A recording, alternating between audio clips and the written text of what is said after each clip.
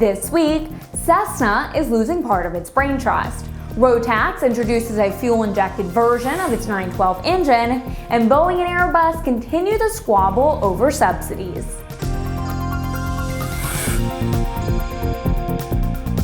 I'm Ashley Hale. Welcome to Airborne on Aero TV. Well, Cessna seems to be undergoing some major growing pains under its new leadership. Former GE executive Scott Ernest was reportedly brought in late May of 2011 to deal with Cessna's poor financial performance after the U.S. economy tanked. But the move was apparently not embraced by a number of Cessna's top people, and the result may be something of a brain drain. Since Jack Pelton's departure, a number of high-profile personalities have left Cessna, among them Bob Stangarone, former VP of Communications. Stangarone is now at Embraer, a company that is carving aggressively into Cessna's market share. And it has confirmed recently that a fair number of other VPs have left the nest as well. Wichita power couple Tim and Diane White have been confirmed by Cessna Corporate as having resigned, and Trevor Essling has elected to head out as well. Other resignations and departures have been mentioned, but Cessna is keeping silent at this point and not confirming those details. Insiders who wish to remain anonymous indicate that there is a bit of turmoil in the Cessna organization, as Ernest remakes the company according to his own terms, and complaints about the transition range from the import of a number of executives with modest or no aviation experience to a number of programs and initiatives that have not been well received by the rank and file. Other complaints center around Cessna's transition from being the family airplane business to a more corporate and less aviation-oriented company that seems more intent on the numbers than its aviation mission. Cited as evidence of the decline of the aviation culture was the decision to boost the price of the Cessna Skycatcher by nearly $40,000, which has reportedly resulted in a number of cancellations and a significant slowdown in new orders. A new variant of the popular Rotax 912 engine has been announced. This one, fuel-injected. According to Rotax sources, the Rotax 912 IS will deliver 38% to 70% better fuel efficiency than comparable competitive engines in the light sport, ultralight, and general aviation industry. Enhancements include a modern fuel injection system and digital engine control unit in order to ensure optimal fuel and air mixture at any altitude for longer flight range, lower operating costs, and CO2 emission reduction. The new Rotax 912 IS engine also provides a time of 2,000 hours between overhauls, the same TBO as the 912 engine. Mass production of the Rotax 912 IS engine will start in May 2012. Several LSA manufacturers are already planning to offer the 912 IS, including Pipistrel, which will hang the engine on its Virus motor glider, Flight Design, which will incorporate it into its just-announced CTL-SI, and Aerospool, which will test the engine in its WT9 Dynamic. GA says the Friends of the Earth are no friend of ours, and it looks like they're right. Members of the General Aviation Avgas Coalition say that a lawsuit filed against the EPA by the environmental group Friends of the Earth over piston engine aircraft's use of leaded avgas is not taking into consideration the considerable work already completed toward the development and deployment of an unleaded solution.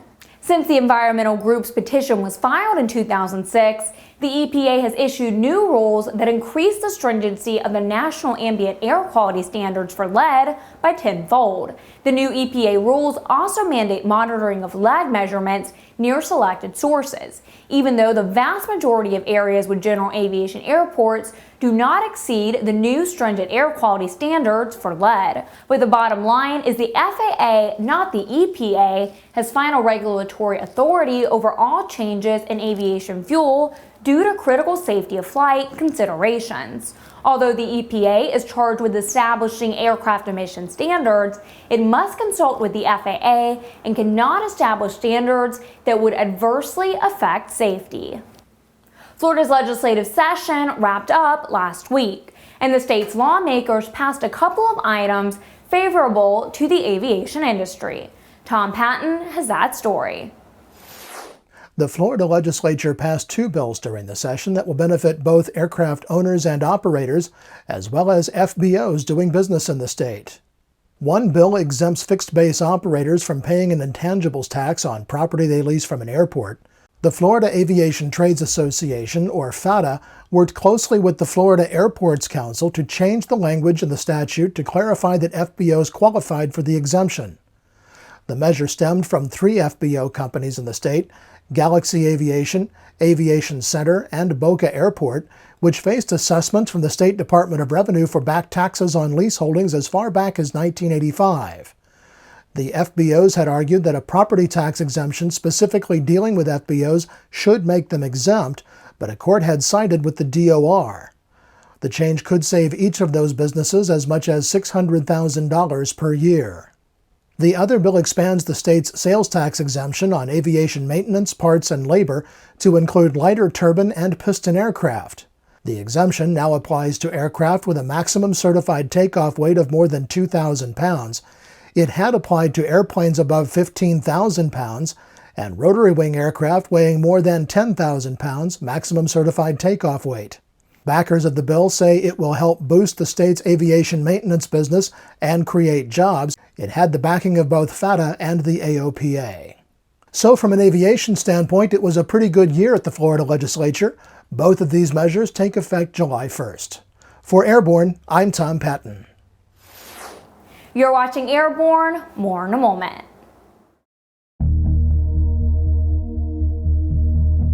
Since the early days of powered flight, pilots have struggled with landing in crosswinds and learning proper crosswind landing techniques. Even today, most crosswind landing skills are learned through trial and error, sometimes with disastrous results. Believe it or not, the most common contributing factor in weather-related accidents each year is crosswinds. The second most common factor is wind gusts. In fact, crosswinds and wind gusts cause more landing accidents than fog, thunderstorms, and icing combined. That's where the Redbird X-Wind SE comes in. It teaches pilots the proper techniques to meet and beat these top 2 causes of weather-related landing accidents. By placing pilots in gusty crosswind conditions for extended periods of time, the X-Wind SE gives instructors all the time they need to teach the pilot the proper techniques for landing in challenging crosswind conditions. For more information on Redbird flight simulations, the Redbird X-Wind SE, and Redbird's entire line of flight training devices, visit www.redbirdflightsimulations.com. Welcome back. If you'd like to suggest a story for Airborne, Aero TV, our website, or our podcast, send us an email anytime to news-spy@aero-news.net. It's always exciting to see a new airplane moving towards its first flight. Maybe even more so when it's a new GA airplane. Tecnam released a video this week showing the first engine start on its new 4-place single, the P2010. Tecnam introduced its entry into the GA single market to the United States last year at Oshkosh. The P2010 would fill a gap between the Italian company's LSA offerings and the P2006 twin. In announcing the airplane last summer, Tecnam said it will be the company's first single-engine aircraft to enter the U.S. certified market. The plane consists of a carbon fiber fuselage with metal wings, stabilator, control surfaces, and landing gear. Using a 180 horsepower Lycoming engine, the aircraft is expected to burn as little as 8 gallons per hour with the flexibility of using avgas or automobile gas. Technium said at Oshkosh that over 40 production slots have been sold since the P2010 was first unveiled in Germany last year. WingX has done it again. The latest version of WingX Pro 7 features new passive radar altimeter technology for iPad and iPhone. The feature displays terrain elevation and the aircraft's approximate height above ground level. The new version also adds flight simulation mode that enables pilots to pre-fly an entire flight, portion of a flight, or an approach into an airport. Version 6.2's moving map integrates descent profile information that displays descent and landing information to the destination airport or runway touchdown zone. WingX Pro 7 version 6.2 is a free update for registered users and is available now for download from the App Store and iTunes. A shortage of composite materials is the reason behind a series of rolling furloughs affecting workers involved in the assembly of Hawker Premier 1A and 4,000 business jets, according to a company spokeswoman. But the shortage is only affecting Hawker Beechcraft. The Wichita Eagle reports that composite materials used in the fabrication of the Learjet 85 is different from that used on the Hawker airplanes and is not in short supply. Cessna and Spirit Aerosystems have also not reported any shortages. Furloughs had already been in place in Hawker Plant 3, where the composite barrels are fabricated. The furloughs announced Monday will affect workers in Plant 4 and is designed to synchronize our production, said Hawker Beechcraft spokeswoman Nicole Alexander. A representative from the National Center for Advanced Materials Performance at Wichita State University told the paper that the shortage is temporary. Well, we really hate to hear these kinds of stories, but it's a sign of the times. Pilots in the greater Cincinnati, Ohio area are about to lose an airport. Cincinnati City Manager Milton Dahoney Jr. has sent a letter to the FAA expressing the city's intention to close Blue Ash Airport no earlier than June 8th of this year. In the letter, which appeared on Cincinnati.com, Dahoney writes that the airport, quote, operates far below its capacity and currently does not generate enough income to properly maintain the airport. Accordingly, it is not operationally and economically feasible to reconfigure and continue to keep the airport open.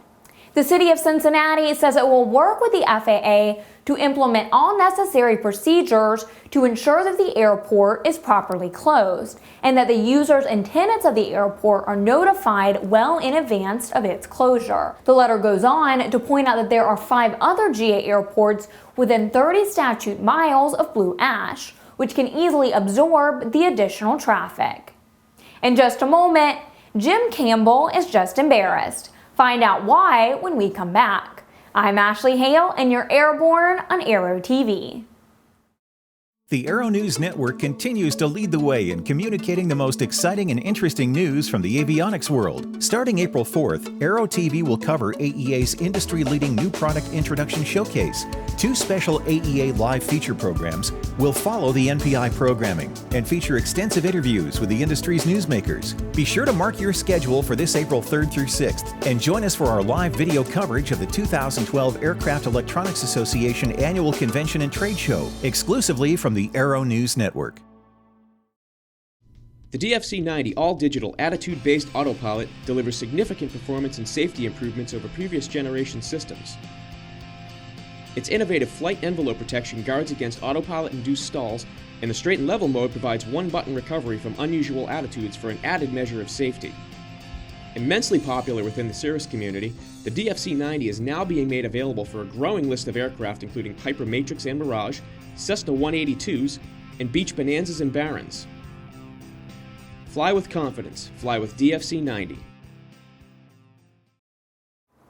Thanks for joining us. It's time for this week's Barnstorming Commentary. Jim Campbell says that there are some things going on out there in the aviation industry that are downright wrong and are standing in the way of any progress we might be able to make. And Jim says, well, he's just plain embarrassed. Hi, Ashley. It's been a good week here at ANN. We've had a lot of interesting conversations on the transformation front. We're preparing for AEA's 2012 trade show and convention. And it's busy, but it's interesting, and frankly, it's fun. And most of the time, it's a really positive environment. Until certain subjects show up that just drive us totally around the bend. Things that embarrass us. Not us personally, but embarrass us for the industry and the community that we represent and we care so much for. For instance, I'm embarrassed by an administration that keeps running around doing these big political fundraising and grandstanding events and running around in front of the media telling everybody how important business is and we've got to grow jobs and we've got to do this and do that, while at the same time trying to kill off one of the main tools that business uses to get around the world, if not the nation. In other words, I'm tired of the administration victimizing business aviation. I'm tired of their nonsense about user fees. I'm tired of taking an intrinsically valuable part of our infrastructure and tossing it to the curb for political purposes. I'm embarrassed. I'm embarrassed that we're coming up on the Sun and Fun fly-in, and once again, Sun and Fun is trying to tell people who and what is a journalist, who and what is proper coverage, and if they don't like what you say, they can ban you. And just the other day, we had this bizarre conversations where they're talking about websites and podcasts that take advertising are only there to cheat them of the money that would be due them. It's just bizarre. But since when did an organization that's just tromped on the First Amendment become the arbiter of what is and isn't media? I'm embarrassed. I'm embarrassed that NASA talks about needing Russian assistance to get to the ISS for the next few years and far longer than they thought, when we had a perfectly good vehicle in the form of the space shuttle. That thing could have flown another decade without any problem, with proper safety and proper measures, and it should have been just fine until we developed a new vehicle. I'm embarrassed. I'm embarrassed by an industry association that ignores the fact that one of its members is victimizing its other members, as well as suppliers, vendors, customers, clients, stockholders, investors, that this company has been so dishonest and so disreputable, and yet the industry association thinks it's a conflict of interest to deal with it. I don't get it, and I'm embarrassed. And finally, I'm embarrassed by the fact that the FAA will victimize a pilot based on an anonymous complaint with no substantiation. And when that same pilot gets victimized for real and on the record by a multiply convicted felon with a horrible record of lack of integrity and lack of honesty and lack of veracity, they still go through the measures of investigating that pilot when in fact the guy they should be investigating and for which there is substantial evidence is the fellow involved, the felon, David Riggs, who's already scared the hell out of Southern California by buzzing the Santa Monica Pier and trying to pull a whole lot of other nonsense. I'm embarrassed. Our priorities are all out of whack. This industry needs honesty, integrity, and it needs an ability and an underlying current of caring for each other and making sure that each other are taken care of. Let's get rid of the embarrassment. For the Aero-News Network, Aero TV, and of course Airborne, I'm Jim Campbell. The 2011 Robert J. Collier Trophy, one of the aerospace industry's most prestigious honors for excellence, has been awarded to Boeing's 787 Dreamliner. The award places the airplane in an exclusive group of pioneers that revolutionized air travel. The NAA awards the prize to the aerospace vehicle that represents the greatest aeronautic achievement in America, the value of which was demonstrated by actual use during the previous year. The 787 Dreamliner, the first mid-sized commercial airplane capable of flying long-range routes, was certified in 2011. The first 787 was delivered to ANA of Japan and put into service on daily routes. The Dreamliner wrapped up 2011 by setting 2 world records in its class, one for speed and one for distance. Well, we'd like to see the crystal ball they are using, but we can report that the FAA released its annual forecast Thursday, projecting airline passenger travel would nearly double in the next 20 years. The report underscores the need to continue moving forward with implementation of FAA's Next Generation Air Transportation System, also known as NextGen, to accommodate the projected growth. The FAA Aerospace Forecast fiscal years 2012-2032 projects revenue passenger miles will nearly double over the next 2 decades, from $815 billion in 2011 to $1.57 trillion in 2032. With an average increase of 3.2% per year. The number of commercial operations at FAA and contract towers is expected to increase by more than 45% from current levels. Cargo traffic on U.S. airlines is projected to more than double over the course of the forecast, growing an average rate of 4.9% per year. The forecast projects the strongest growth in general aviation is jet aircraft, which is expected to grow at a rate of 2.9% per year, with a 4% per year growth rate in hours flown. Depending on who you believe, a recent ruling by the WTO is either a slap on the wrist for Boeing or shows them to be the recipients of billions in illegal subsidies. The World Trade Organization released a ruling Monday in a challenge brought by Airbus, saying the U.S. plane maker had received billions in illegal subsidies during the development of the 787 Dreamliner. U.S. Trade Representative Ron Kirk said the WTO appellate body rejected claims that the United States has provided, quote, massive trade-distorting subsidies to Boeing, and affirmed a dispute settlement panel's March 2011 finding that most of the programs challenged by the EU were not subsidies. He also said the value of the WTO inconsistent subsidies was far below what the EU had originally alleged. Boeing received between $3 and $4 billion in U.S. subsidies, which it says consists of research funded by NASA and the Department of Defense, along with tax breaks granted by the state of Washington and the city of Wichita. Boeing claimed a victory, saying the decision stands in stark contrast to the appellate body's finding in May of last year that the EU gave Airbus $18 billion in subsidized funding, which resulted in lost market share and lost sales involving 342 large civil aircraft produced in the United States. Airbus had a different take on the ruling, calling the decision a broad repudiation of the U.S.'s arguments in this case, insisting that it rejected every U.S. appeal regarding the subsidies given to Boeing, and nearly all of its appeals as to the competitive harm that those subsidies impose, while accepting every single EU point of appeal. Airbus called the Dreamliner the, quote, 787 and demanded that the government quickly end subsidies to Boeing, much as Boeing did last year in a similar ruling about launch aid for the A380. The CEOs of 9 leading aviation interests in Europe warned that the European Commission's Emissions Trading Scheme, or ETS, is likely to spark a trade war with other nations. Airbus CEO Tom Enders said that the Chinese government has already suspended orders of new airplanes worth some $12 billion, putting about 2,000 jobs at risk. In many of the countries opposed to ETS, countermeasures and restrictions on European airlines are in preparation, such as special taxes and even traffic rights limitations. The CEOs request that consultations be held quickly at the level of the EU Council, and most importantly, with the states taking this retaliatory trade action. The CEOs reminded the governments that the aviation industry has always supported the need to increase the sustainability of worldwide aviation by reducing its environmental impact.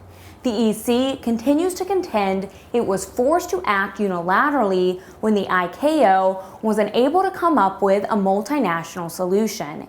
EU leaders say that it will modify its law if the ICAO creates a plan that meets its goals. Work has reportedly increased on such a plan.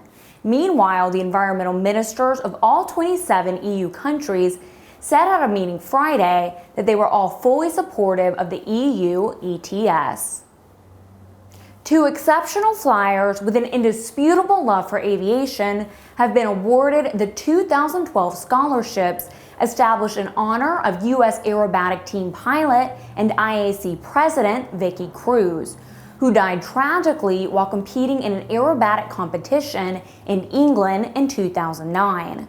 The scholarships were established by ANN with the help and support of Women in Aviation International. Citabria pilot Barbara Park of Carlton, Oregon, has been selected for one of 2 awards under this program. Barbara is a single mom, active in her IAC, EAA, and 99's chapter, and working towards becoming an IAC aerobatic judge. The second scholarship has been awarded to Chelsea Abingdon Welch, currently working out of Southern California. With over 1,000 hours in her logbooks, Chelsea has already earned her CFIA and worked as an international ferry pilot. Chelsea also is the brain trust behind those very cool aviation-centric Abington watches for women pilots. Both women will receive awards in the amount of $1,000 for the purposes of allowing a private pilot to undertake basic aerobatic or unusual attitude flight training, or to further training for skills already undertaken in that flight training regimen. And now it's time for our Aero video of the week.